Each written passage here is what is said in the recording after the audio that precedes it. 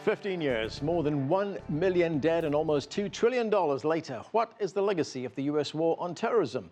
The invasion of Afghanistan in response to the 9/11 terrorist attacks was followed by the invasion of Iraq in 2003. Major victories like the capture of Osama bin Laden came alongside crushing defeats. Despite promises to pull out of the region, U.S. troops still remain in both countries. Let's get more now from CCTV's Jim Spellman, who joins us from our newsroom. And Jim, the country is reeling. We've just seen another attack at a nightclub in Florida, killing almost 50 people. How do homegrown attacks like this change the U.S. strategy in this global war on terrorism? It's really a tidal wave of a shift within how people respond to this. So-called lone wolf attacks, where a single terrorist or sometimes a pair of terrorists plot attacks, extremely difficult for authorities to identify and break up. In the past, intelligence agencies have sometimes been able to intercept communications between plotters or follow terrorist financing, use that information to foil attacks.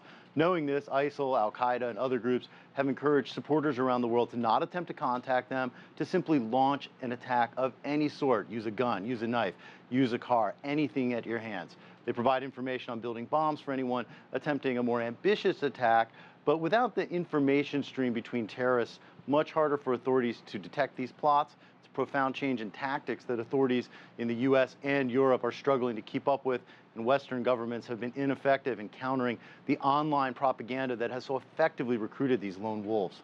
So what is the status of the U.S. war on terrorism right now? Yeah, so the war on terror is a phrase first used by U.S. President George W. Bush, as you mentioned, in the days after the attacks on September 11, 2001. This all-encompassing approach led to the U.S. wars in Iraq and Afghanistan. Critics said this was a misguided approach, that it was unwise to target a tactic instead of specific enemies, that it led to over 1 million civilian deaths, cost billions of dollars with little to show. In 2013, President Barack Obama stopped using that phrase. Obviously, those efforts continue, though. The tactics are changing. Current administration relies much more on things like drones, small tactical strikes on the battlefield, broad electronic surveillance to pursue terror cells away from the battlefield, Anand. Right, and Jim, what impact does the U.S. invasion still have on Afghanistan and on Iraq? Well, the U.S. forces killed Taliban leader Mullah Omar, but the Taliban remains a force in Afghanistan, seems to constantly be fluctuating in power. U.S. forces, as you mentioned, killed Osama bin Laden, and Al-Qaeda has been greatly weakened over the years, but the group's affiliate in Iraq morphed into the Islamic State and has taken over large parts of that country and Syria. This has led President Obama to gradually increase troop levels there while trying to avoid another large-scale U.S. ground war in the region. Clearly, the next U.S. president will inherit a complicated set of challenges no matter what he or she chooses to call the fight. Okay, Jim, thanks a lot. That's CCTV's Jim Spellman reporting. Well, joining me now is Andrew Fife. Andrew is an Iraq war veteran and Morland Perkins Fellow in Philosophy at the University of Maryland. From Vancouver, Tim Tokoro is a professor of health science at Simon Fraser University. With me in the studio, Peter Kuznick is a history professor at American University and co-author of The Untold History of the United States. From Pittsburgh, we're joined by Colin Clark. He's a political scientist with the RAND Corporation. Thanks to all of you for joining us. Peter, let me start with you. Let's look at the big picture here, the broad stroke. The war on terror was launched by the Bush administration in the aftermath of the 9/11 attacks. It was a war that didn't seem to have a definition at the time, but how has it changed the United States, and how has it changed the way the world looks at the United States? Well, the world looked at the United States very critically before the invasion of Iraq. You have to remember, on the eve of the invasion, there was a poll of Europeans, and 84% of Europeans said the United States posed the greatest threat to world peace. 8% said Iraq posed the greatest threat to world peace. So there's already a lot of skepticism about the U.S. role in the world. The U.S. position has not really changed. A survey in 2013 by Gallup, an international survey, found that still the overwhelming majority of people across the globe think that the United States poses the major threat to world peace. So the U.S. position in the world has not changed, and the U.S. militarism seems to still be the response. The fallback position in the United States is to look for a military solution to problems that don't have any obvious military solution. Right. Andrew, when you hear things like that, when you hear about so much skepticism about the invasion of Iraq, you're a veteran of the Iraq War. You went there, you fought there. It was a long war, a costly war in terms of lives lost, both civilian and military, and of course in terms of the money that was spent on it as well. When you look back on that, what did the war achieve? I think the war, it took Saddam Hussein out of power, but unfortunately, or not unfortunately, but there were no weapons of mass destruction, so we did not end the program in Iraq that we went over there to stop. What did it achieve? Well, 2/3 of that country right now are fairly stable. The northern Kurdistan region, the southern Shiite region, Baghdad. So we've got 2/3 of a country, but the other half is this no man's land, this breeding ground for terrorism that's with terrible suffering and inspiring attacks here in the homeland. So I think that the invasion took a country which was stable for the most part, not the greatest ruler. Maybe there was the opportunity to do something good for that country, but ultimately what's resulted is a mixed bag. Because that 2/3 of the country that you talk about, that's still under the control of the Baghdad central government. That's right. Still experiences a lot of violence. Still experiences a lot of violence, but I think the level of violence is ratcheted down quite severely from just a couple of years ago. I think that the country is on the upswing, at least that part. I think it's the western region of Iraq and the Syrian civil war that's the real negative drawback that we're dealing with continuing today. Okay, let's go to Tim Tokoro in Vancouver. Tim, you completed the body report with Physicians for Social Responsibility. Tell us about this report. What did it cover and what kind of information did you gather? Well, our approach is to look at the public health impacts of war.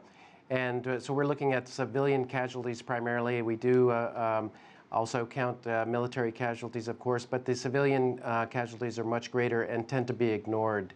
So we were looking to document the over 1 million civilian deaths in Iraq between 2003 and 2011. And we did that with a house-to-house survey covering the entire country. Colin, this war has spawned all kinds of terminology. We hear the term that this is an asymmetric war. These are not two armies on a battlefield facing each other. And I'm wondering, can there ever be a winner and a loser in a war like this? Will there be a point when the United States can, put the flag up and say, we have prevailed, this is a war that we've won? No, I don't think so. And I think that goes back to some of the comments earlier about the misnomer of what the global war on terrorism is. It's a mistake to declare a war on a tactic. During World War II, the Allies didn't declare a war on blitzkrieg. They declared war on the Axis powers. And so it's misleading first and foremost, but that's part and parcel of what we like to do in the United States is declare a war on things. We like to declare war on poverty, on drugs, on crime. But seemingly what it leads to is a war without end and without definition, which is troubling. Peter, what is the primary purpose of a war? If I could just add. Go ahead, yeah. Go ahead, Tim. If I could just add that this war on terror, as is phrased, was really fueled by the invasion of Iraq.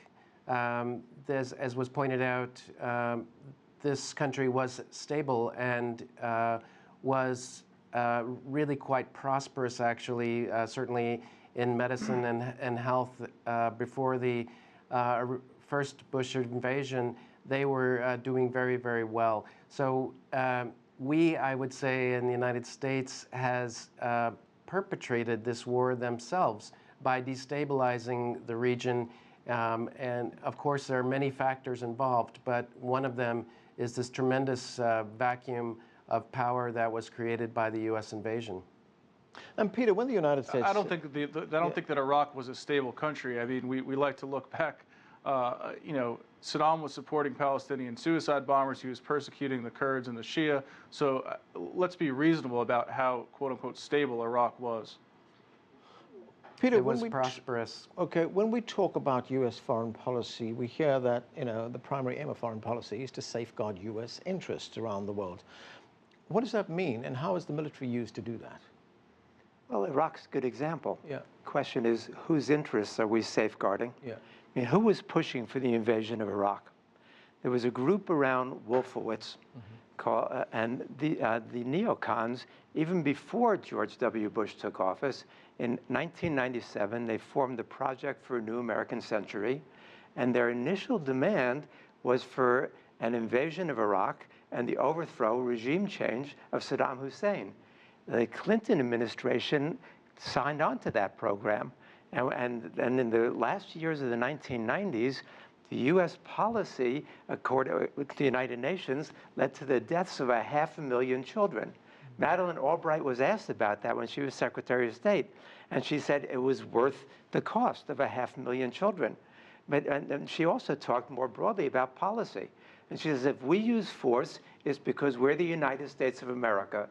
We're the indispensable nation. We stand taller, we see farther into the future than other nations. So we justify this.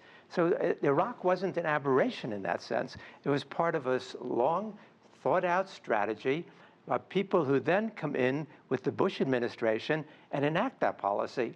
You know, to them, Afghanistan was a distraction.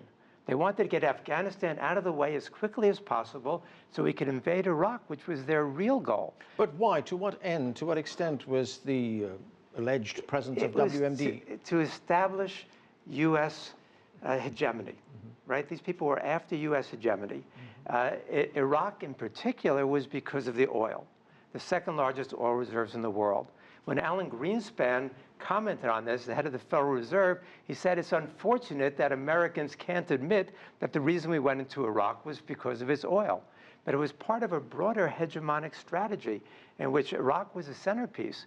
You know, we were talking at that point about invading 7 different countries, right? And so, you know, Syria was going to be Afghanistan, Iraq, Syria, Libya, Sudan, Somalia. I mean, they went through the whole list. And that was the vision that they had. If things had gone away according to the plan, then that's what they would have done. We've effectively done that anyway, but it was part of a broader vision of American domination. Charles Krauthammer, in 2002, wrote, he called this the unipolar moment.